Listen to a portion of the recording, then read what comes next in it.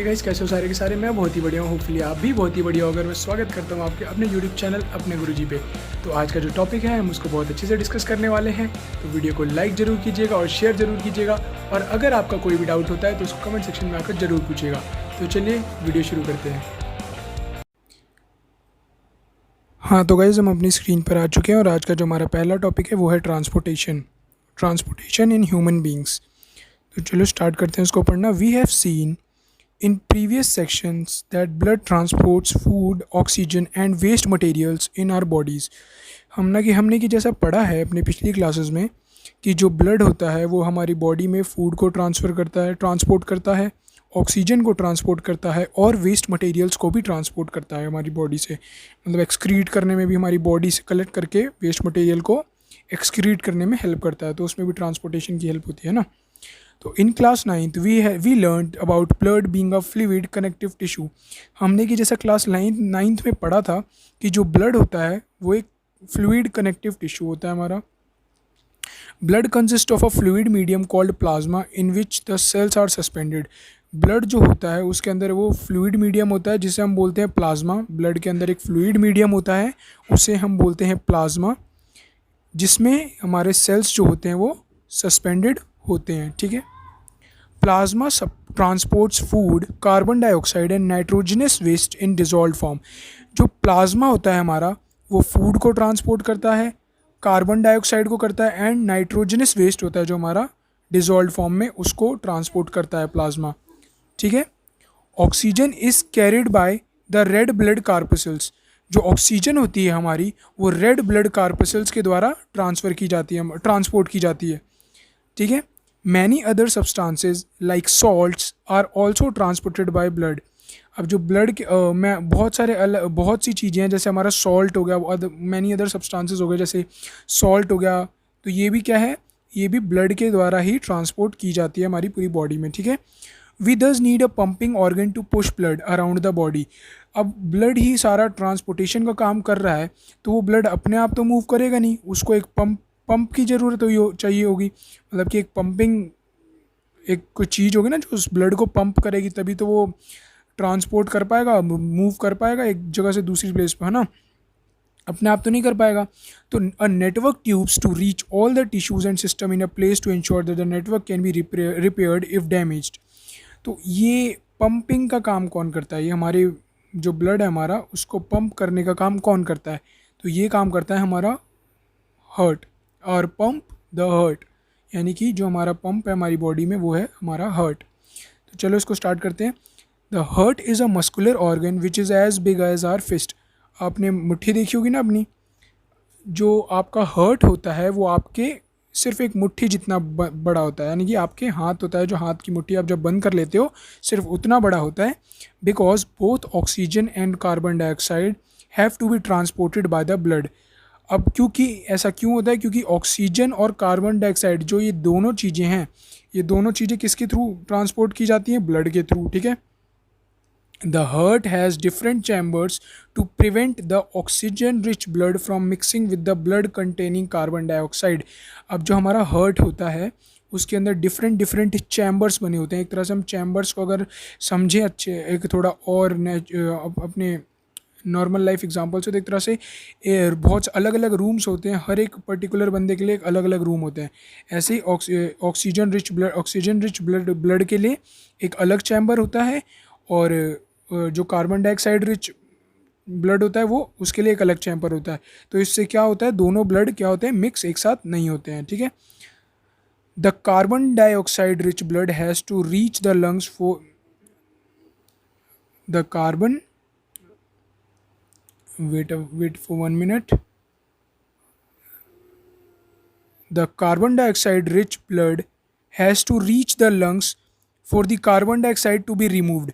अब जो carbon dioxide rich blood होता है, जो हमारा जिस ब्लड के अंदर कार्बन डाइऑक्साइड प्रेजेंट होती है, वो उस ब्लड को कहाँ पहुँचना होता है? लंग्स तक। क्यों लंग्स तक पहुँचना होता है? क्योंकि वो लंग्स में पहुंचकर उसकी कार्बन डाइऑक्साइड क्या होती है? रिमूव की जाती है। लंग्स में ही उसकी कार्बन डाइऑक्साइड को रिमूव किया जाता है। And the oxygenated blood from the lungs has to be brought back to the heart. और फिर जो वहाँ से लंग्स से ही हमारा ऑक्सीजनेटेड रिच ब्लड निकलता है उसको कहाँ तक पहुँचाना होता है, हार्ट तक, ताकि हार्ट उसके बाद पूरी बॉडी में उसको पंप करके पूरी बॉडी में पहुँचा सके, ठीक है। This oxygen rich blood is then pumped to the rest of the body. जैसे मैंने आपको बताया कि फिर जो ऑक्सीजन रिच ब्लड आता है हमारे हार्ट में, फिर वो पूरी बॉडी में भेज दिया जाता है। We can follow this process step by step. हम इस प्रोसेस को पूरा स्टेप बाय स्टेप देखते हैं। Oxygen rich blood from the lungs come to the thin walled upper chamber of the heart on the left. अब जो हमारा oxygen rich blood होता है वो लंग्स से जब आता है तो वो कहाँ आता है, वो एक थिन वॉल्ड अपर चैम्बर होता है हार्ट में लेफ्ट साइड में, जिसे हम बोलते हैं लेफ्ट एट्रियम। आपको दिखाता हूँ लेफ्ट एट्रियम।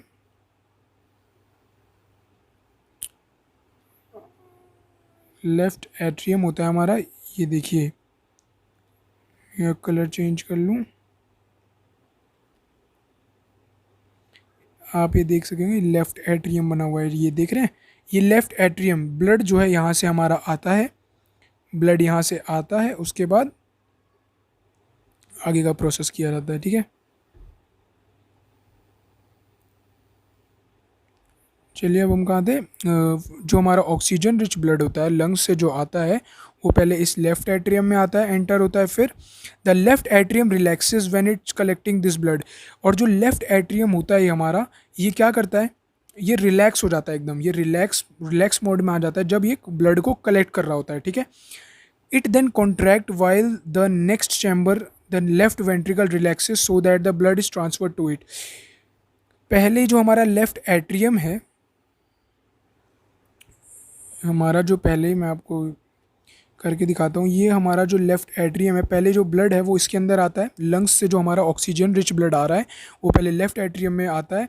और जब इसमें आ रहा होता है वो ऑक्सीजनेटेड रिच ब्लड, तो ये हमारा जो लेफ्ट एट्रियम होता है ये रिलैक्स मोड पे होता है। और जैसे ही इसके अंदर पूरा ब्लड आ जाता है, ये क्या होता है, फिर कॉन्ट्रैक्ट होने लगता है। और हमारा फिर क्या, ये कॉन्ट्रैक्ट होने लगता है तो हमारा रिलैक्स क्या होता है, फिर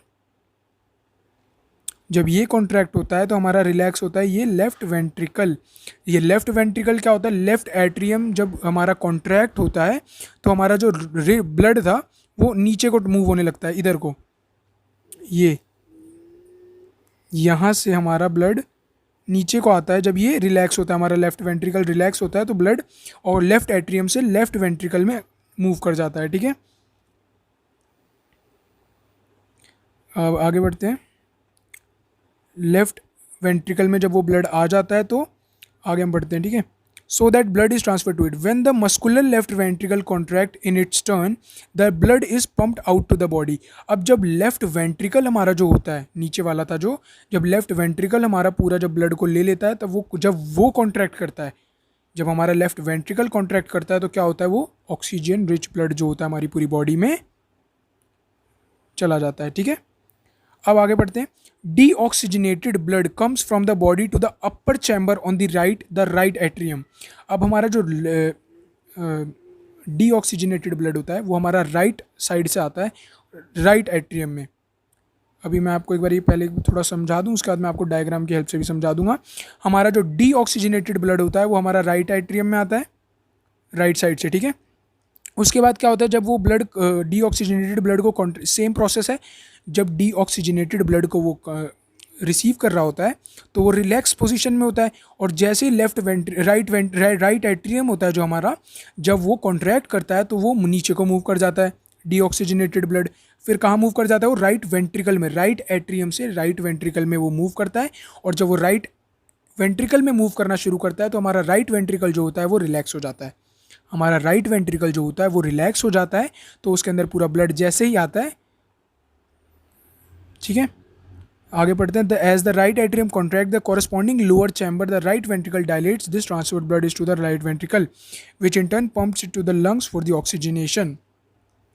अब हम सोच रहे होंगे कि अगर जैसे अब हमारा लेफ्ट एट्रियम में था, जब वहाँ से कॉन्ट्रैक्ट हो रहा था तो वो पूरी बॉडी में जा रहा था वो ब्लड, ऑक्सीजनेटेड ब्लड।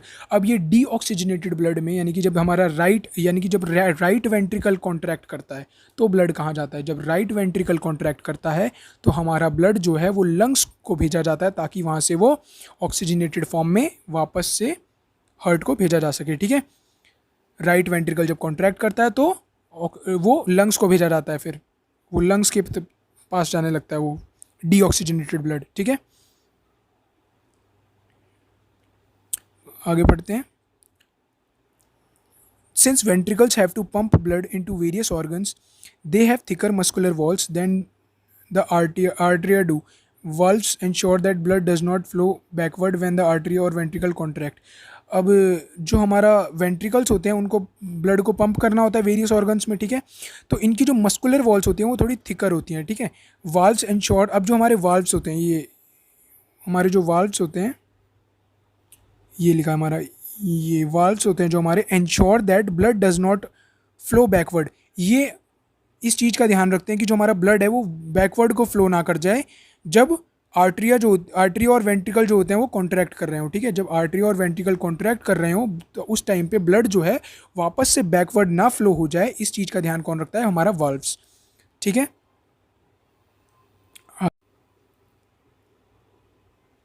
एक बार हम डायग्राम की मदद से भी इसको देख लेते हैं। डायग्राम, जैसे मैंने आपको बोला था कि मैं आपको डायग्राम की हेल्प से भी समझा दूंगा एक बार।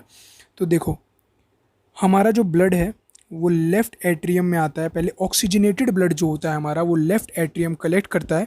लेफ़्ट एट्रियम जब ये ब्लड कलेक्ट कर रहा होता है तो वो रिलैक्स मोड में होता है। ठीक है, जब हमारा ये लेफ़्ट एट्रियम ब्लड को कलेक्ट कर रहा होता है, ऑक्सीजनेटेड ब्लड को कलेक्ट कर रहा होता है, तो ये रिलैक्स मोड में होता है। और जब ये पूरा ब्लड कलेक्ट कर लेता है तो ये कॉन्ट्रैक्ट करता है, यानी कि सिकुड़ता है। कॉन्ट्रैक्ट करता है तो क्या होता है ये, फिर ये ब्लड जो है हमारा, फिर ये ब्लड हमारा नीचे को मूव करने लगता है। ये ब्लड हमारा नीचे को मूव करता है, तो नीचे को कहाँ को मूव करेगा? वो नीचे को मूव करता है लेफ्ट वेंट्रिकल में। इस लेफ्ट वेंट्रिकल में फिर वो ब्लड आता है, और जब लेफ्ट वेंट्रिकल रिसीव कर रहा होता है ये ऑक्सीजनेटेड ब्लड को, तो लेफ्ट वेंट्रिकल भी रिलैक्स होता है, रिलैक्स करने लगता है, रिलैक्स हो जाता है। और जब इसमें पूरा ब्लड आ जाता है तो ये लेफ्ट वेंट्रिकल जो हमारा होता है ये भी कॉन्ट्रैक्ट करता है। और जब ये कॉन्ट्रैक्ट करता है तो ब्लड कहाँ जाता है? ऑक्सीजनेटेड ब्लड कहाँ जाता है? पूरी बॉडी में भेज दिया जाता है। अब बारी आती है डीऑक्सीजनेटेड ब्लड की। अब हम दूसरे वाले पार्ट को समझ लेते हैं, डीऑक्सीजनेटेड ब्लड। अब ये डीऑक्सीजनेटेड ब्लड का काम क्या होता है देखते हैं। अब ये डीऑक्सीजनेटेड ब्लड जो होता है वो राइट एट्रियम कलेक्ट करता है पहले। ये डीऑक्सीजनेटेड ब्लड जो होता है वो पहले राइट एट्रियम में आता है, और जब ये डीऑक्सीजनेटेड ब्लड राइट एट्रियम में आ रहा होता है तो हमारा राइट एट्रियम जो होता है वो रिलैक्स होता है। ठीक है, वो रिलैक्स होता है। अब जब वो रिलैक्स, जैसे ही वो पूरा ब्लड कलेक्ट कर लेता है तो वो भी कॉन्ट्रैक्ट करता है। हमारा जो राइट एट्रियम है वो भी कॉन्ट्रैक्ट करता है, और जब वो कॉन्ट्रैक्ट करता है तो ब्लड कहाँ मूव कर जाता है? लोअर पार्ट में। लोअर पार्ट में कहाँ? यानी कि राइट वेंट्रिकल में। हमारा राइट वेंट्रिकल में वो मूव कर जाता है ब्लड, डीऑक्सीजनेटेड ब्लड। और जब राइट वेंट्रिकल हमारा ब्लड को रिसीव कर रहा होता है, डीऑक्सीजनेटेड ब्लड को रिसीव कर रहा होता है, तो हमारा राइट वेंट्रिकल भी रिलैक्स मोड में आ जाता है। और जैसे ही वो पूरे ब्लड को कलेक्ट कर लेता है, यानी कि रिसीव कर लेता है, तो वो भी फिर कॉन्ट्रैक्ट करता है, वो भी सिकुड़ता है। और जब यहाँ से सिकुड़ता है तो ब्लड कहाँ जाता है? डीऑक्सीजनेटेड ब्लड वो फिर ऑक्सीजनेशन के लिए जाता है हमारा लंग्स तक। लंग्स से वहाँ से फिर होके वो पूरी साइकिल ऐसी चलती रहती है। ठीक है, होप करता हूँ आपको समझ आ गया होगा। चलिए अगले टॉपिक का हमारा जो आगे था वो था हमारा oxygen enters the blood in the lungs. The separation of the right side and the left side of the heart is useful to keep oxygenated and deoxygenated blood from mixing. अब ये जो हमारे जो सेपरेशन की गई है right और left, हम सोच रहे होंगे ये राइट और लेफ्ट क्या बनाया गया है।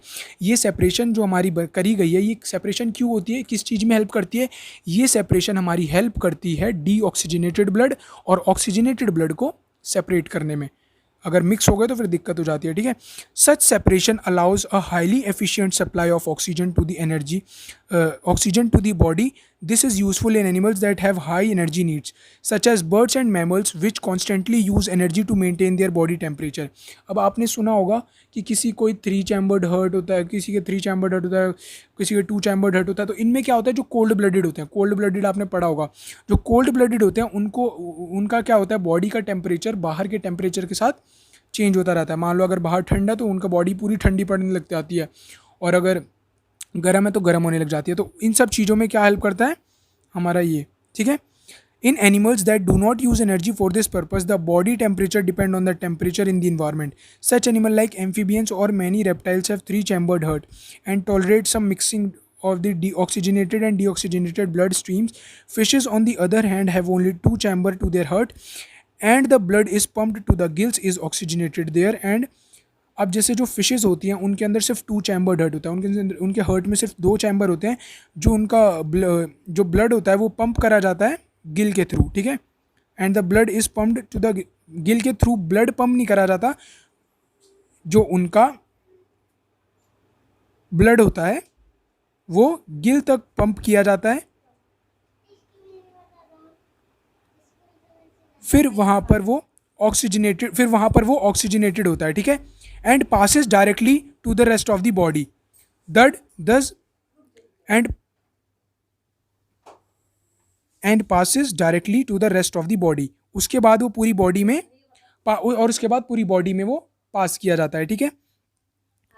Thus, blood goes only once through the heart in fish during one cycle of passes through the body. On the other hand, it goes through the heart twice during each cycle in the other vertebrates. This is known as double circulations. अब आपको इससे क्या समझ आया? Blood goes only once through the heart in the fish. अब जैसे जो fish होती है उसके जो ब्लड होता है उसके टाइम उसके जो हमारा ऑक्सीजन, अब वो जैसे उसने लिया, अब जो ब्लड उसकी बॉडी में है वो सिर्फ एक ही बार, अभी हमने जैसे ऊपर क्या पढ़ा था, ऊपर हमने पढ़ा था कि जो हमारा ब्लड होता है वो 2 टाइम्स हमारी वो जाता है, जैसे कि ऑक्सीजनेटेड ब्लड एक बार आया, फिर वो दोबारा डीऑक्सीजनेटेड ब्लड पहले हमारे हार्ट में आता है, फिर वो लंग्स से होके ऑक्सीजनेटेड ब्लड दोबारा जाता है, ठीक है।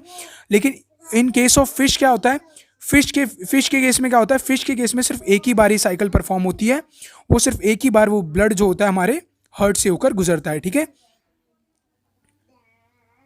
On the other hand it goes through the heart twice during each cycle in the vertebrates, और कुछ में होता है जो ये 2 टाइम होता है, ये साइकिल 2 टाइम परफॉर्म होती है। अब जिनमें ये साइकिल 2 टाइम परफॉर्म होती है उन्हें हम क्या बोलते हैं, डबल सर्कुलेशन, ठीक है, उसे हम बोलते हैं डबल सर्कुलेशन। आगे देखते हैं, आगे जो हमारा है वो है द ट्यूब्स, ब्लड वेसल्स।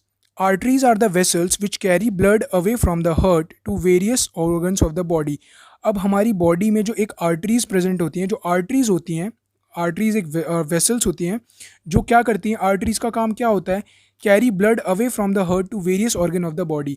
अब हमारी हार्ट से जो पूरे ऑर्गन्स में हमारा जो ब्लड जाता है वो किसकी हेल्प से जाता है, किसके थ्रू जाता है, वो आर्टरीज के थ्रू जाता है।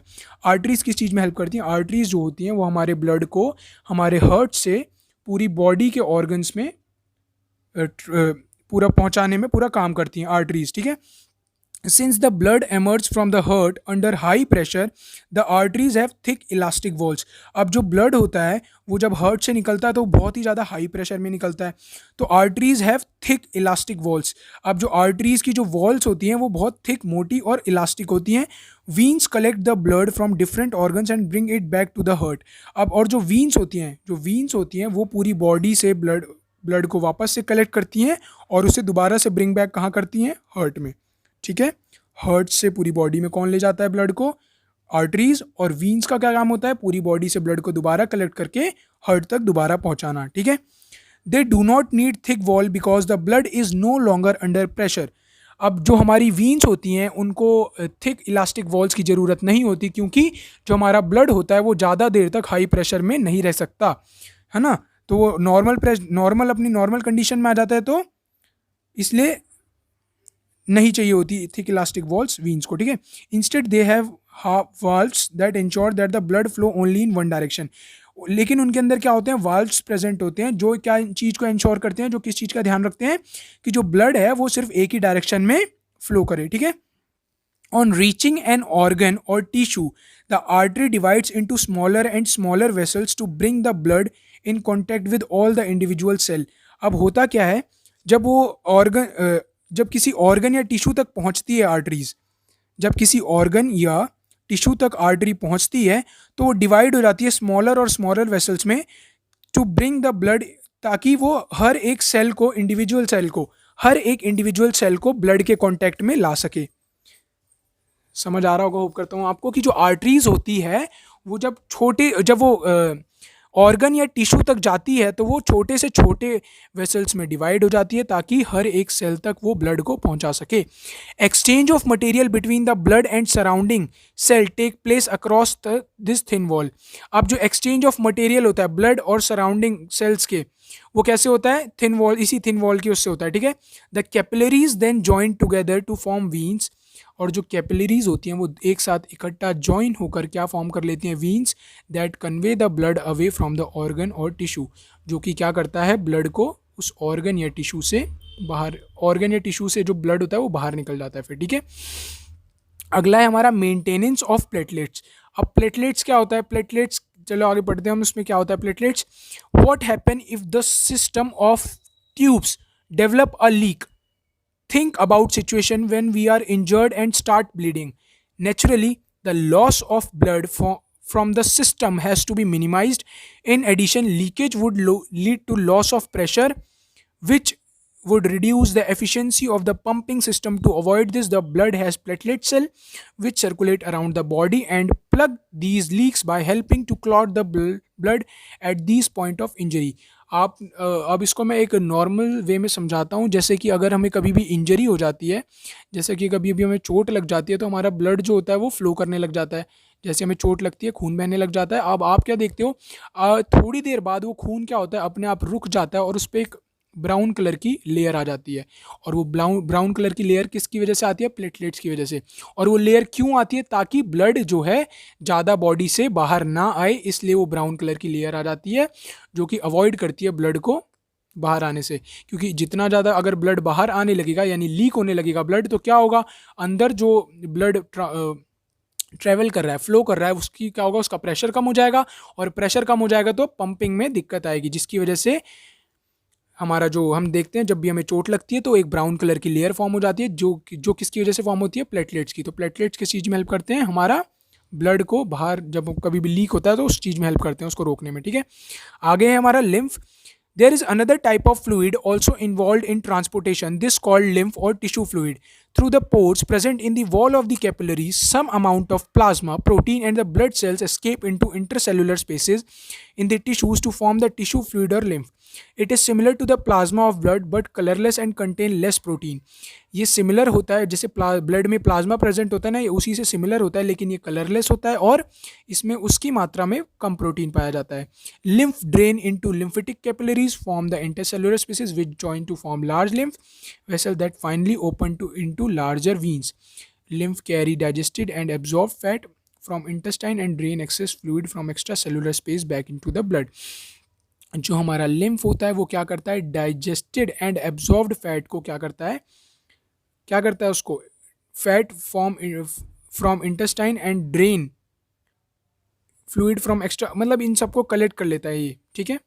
आगे देखते हैं क्या है, आगे हमारा transportation in plants. Transportation in plants है हमारा, transportation in plants. We have discussed earlier how plants take in simple compounds such as CO2 and photosynthesis energy stored in the chlorophyll containing organ, namely leaves. The other kind of raw material needed for building plant bodies will also have to be taken up separately. For plants, the soil is the nearest and richest source of raw material like nitrogen, phosphorus and the other minerals. अब जैसे कि plants के लिए, अगर plants को जो raw material चाहिए होते हैं उनको कहाँ से मिल सकते हैं, सबसे पास से सॉइल होती है। सॉइल में क्या क्या मिल सकता है उनको, नाइट्रोजन, फॉस्फोरस और बहुत सारे अलग अलग minerals. The absorption of these substances therefore occur through the part in contact with the soil, namely root. The distance between soil contacting organ and chlorophyll containing organ are small, energy and raw material can easily diffuse to all part of the plant body. But if the distance become larger because of change in plant body design, diffusion process will not be sufficient to provide raw material in leaves and energy in roots. A proper system of transportation is therefore essential in such situation. अब होता क्या है, जब plant छोटा होता है तो root और बाकी लीव्स होती हैं, तो जो ट्री की या प्लांट की, वहाँ तक रिसोर्सेज को, मतलब अपना जो नाइट्रोजन हो गया या मिनरल्स हो गए डिफरेंट टाइप के जो उनकी बॉडी को ग्रोथ के लिए नीड होते हैं, तो वो ईजिली पहुंच सकते हैं। तो उस टाइम पे क्या होता है, पूरा सही से सब कुछ पहुंचता है। लेकिन जैसे ही इनके बीच में डिस्टेंस बढ़ता है, आप देखते हो जब बड़ा पेड़ होता है वहाँ तक पहुँचाने में बहुत ज़्यादा प्रॉब्लम होती है, जो कि नहीं पहुँचा पाते हम ईजिली। तो उससे क्या होता है, ये सबसे बड़ी प्रॉब्लम हो जाती है जो ऊपर तक नहीं पहुँच पाती। तो ऐसी चीज़ों में क्या होता है, एक एसेंशियल प्रॉपर सिस्टम ट्रांसपोर्टेशन चाहिए होता है इन सब चीज इस टाइम पे फिर, ठीक है। Energy need differ between different body design.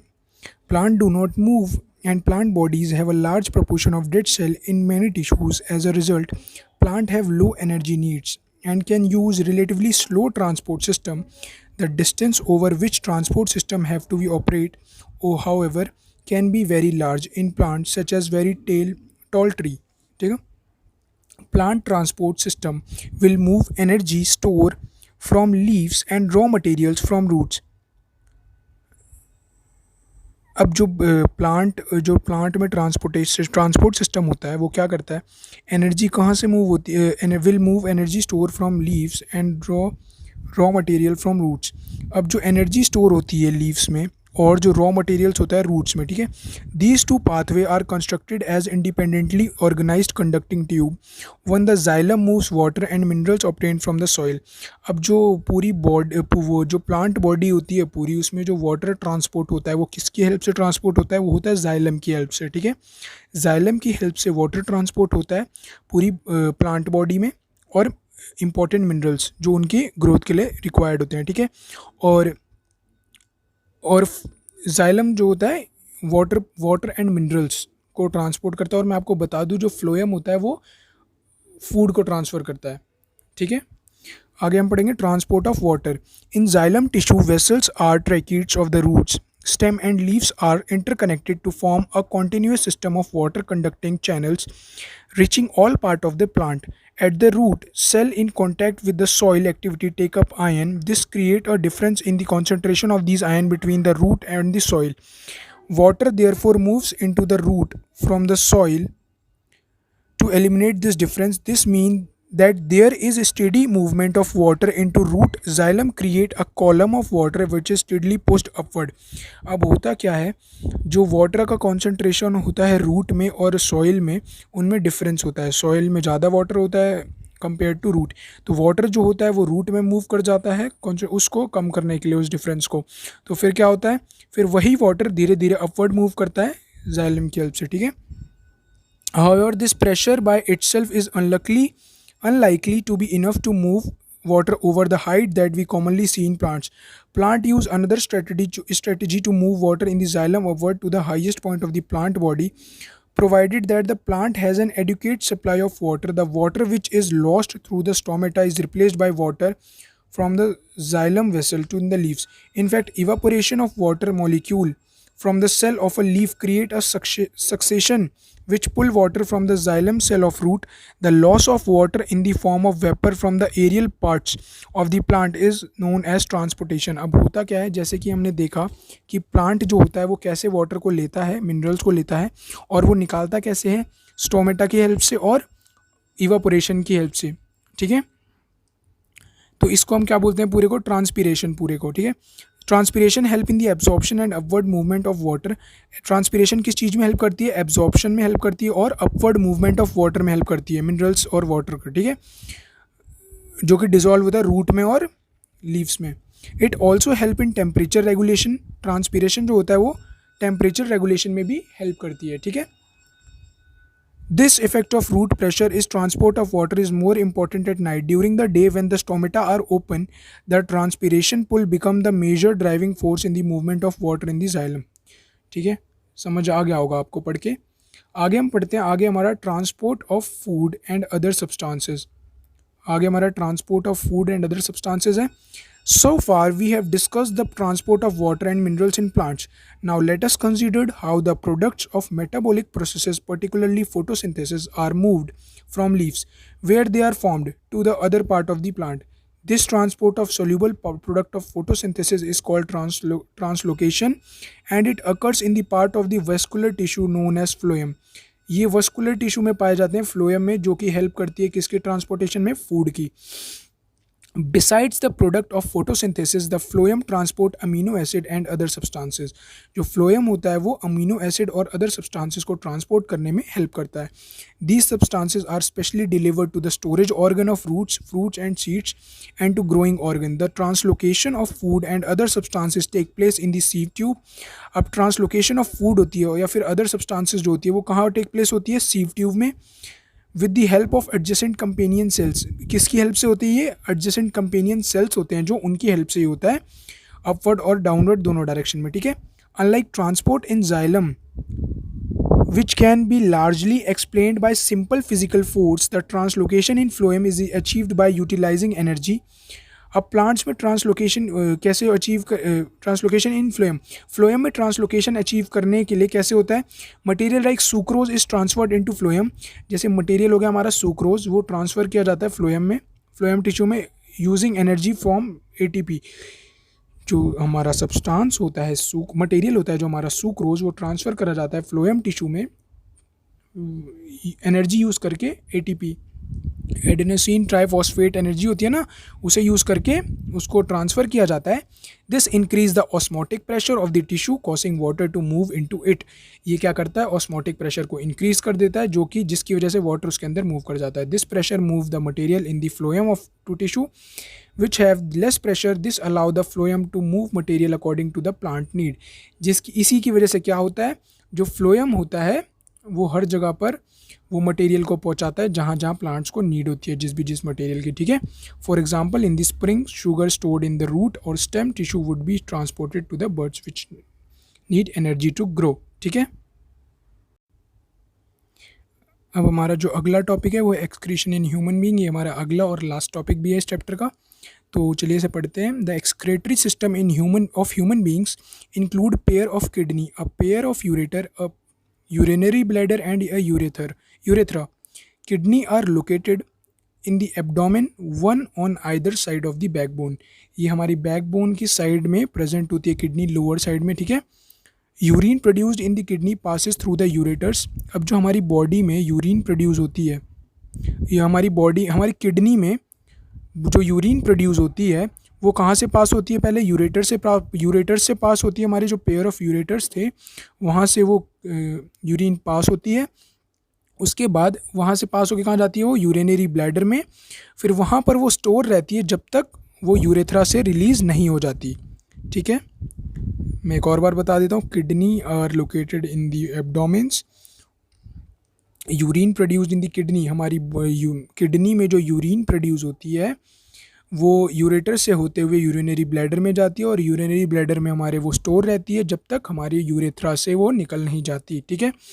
How is urine produced. अब यूरिन जो है ये प्रोड्यूस कैसे होती है, उसको बनाने का पर्पस क्या है? The purpose of urine is to filter out waste product from the blood. अब यूरिन इसलिए बनती है, जो हमने देखा था हमारे ब्लड से जो ब्लड में हमारे जो वेस्ट प्रोडक्ट होता है जो ऑब्जॉर्व उसको निकाला जाता है. अब वो निकाल के बॉडी में तो रखा जाएगा नहीं क्योंकि वो वेस्ट प्रोडक्ट है. अगर वो वेस्ट प्रोडक्ट बॉडी में रहेगा तो वो इफेक्ट करेगा बॉडी को. तो वो वेस्ट प्रोडक्ट को बाहर निकालना बहुत ज़रूरी है. तो वेस्ट प्रोडक्ट मान लो जैसे CO2 हो गया, ब्लड से जो CO2 निकला था, या और भी ज़्यादा नाइट्रोजनस वेस्ट होते हैं जो यूरिया हो गया, यूरिक एसिड हो गया, ये ब्लड से निकलना बहुत ज़रूरी है. और हमारी बॉडी से भी. ये ब्लड से तो हमारे ऑर्गन्स और फंक्शंस जो होते हैं वो निकाल देते हैं, लेकिन फिर उन्हें हमारी बॉडी से भी एक्सक्रीट करना होता है. वो कहाँ से होता है? यूरेथ्रा से बाहर निकल जाता है. ठीक है. थ्रू दी यूरिन निकलता है वो. ठीक है. It is then no surprise that the basic filtration unit is in the kidney. Like the lung is a cluster of very thin walled blood capillaries. जैसे कि हमने देखा था लंग्स में जो कि very thin walled blood capillaries थी उसमें, वैसे ही each capillary cluster in the kidney is associated the cup shaped end of coiled tube called Bowman's capsule. होता क्या है? Each capillary cluster in the kidney, जितनी भी कैपिलरी क्लस्टर प्रेजेंट होती हैं किडनी में, वो कप शेप्ड एंड होता है उनका, और उसे हम क्या बोलते हैं? बोमेंस कैप्सूल. ठीक है. दैट कलेक्ट द फिल्ट्रेट, जो कि फिल्ट्रेट को कलेक्ट करती हैं. ठीक है. Each kidney has large number of these filtration unit called nephrons. Each kidney यानी कि पेयर ऑफ किडनी होती है हमारे पास. ईच किडनी, हर एक किडनी के पास large number of filtration unit होती है जिसे हम बोलते हैं नेफ्रॉन. ठीक है. Packed close together. ठीक है. Some substances in initial filtrate such as glucose, amino acid, salt and major amount of water are selectively reabsorbed as the urine flow along the tube. अब इनमें से जैसे कुछ सब्सटेंसेस हो गए, अमीनो एसिड, सॉल्ट और मेजर अमाउंट ऑफ वाटर, ये दोबारा से रीअब्जॉर्ब किए जाते हैं जब ये अलॉन्ग द ट्यूब उतर जाता है. ठीक है. The amount excess water there is in the body and how much dissolve waste there is. ये हमने पढ़ा था यहाँ पर. ठीक है. एक मिनट, मैं भूल गया मैं कहाँ पढ़ रहा था.